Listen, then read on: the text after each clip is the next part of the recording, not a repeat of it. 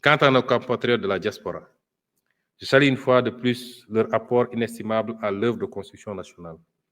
Le gouvernement lancera un vaste programme de recensement des Sénégalais de l'extérieur pour mieux valoriser leur potentiel grâce à des programmes adaptés. Dans cette perspective, nous mettrons en place une haute autorité de la diaspora, un organe consultatif rattaché à la primature pour conseiller le gouvernement sur les questions touchant aux Sénégalais de l'étranger. Les associations de la diaspora les plus représentatives y seront représentées et la durée de validité du passeport sera étendue à 10 ans.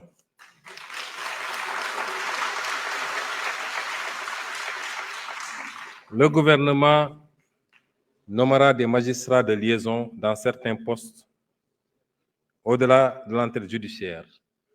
Le magistrat de liaison prodiguera des conseils juridiques aux compatriotes tout en les aidant dans les procédures judiciaires. En outre, nous entendons créer les conditions de mise en place d'une banque de la diaspora.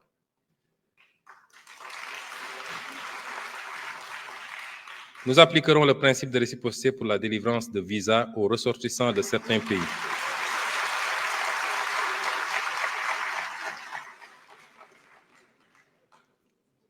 Nous appliquerons le principe de réciprocité pour la délivrance de visas aux ressortissants de certains pays qui l'exigent à nos ressortissants.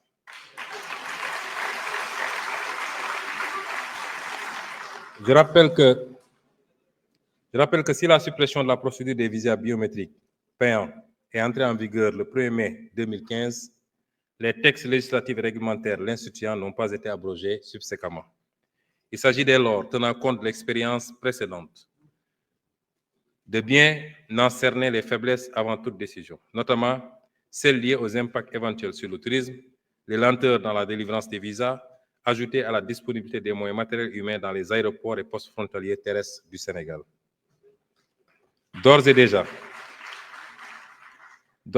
nous engagerons des discussions avec les pays relevant des catégories B et C afin d'exiger en retour le visa gratuit pour les ressortissants sénégalais sur la base du principe de réciprocité.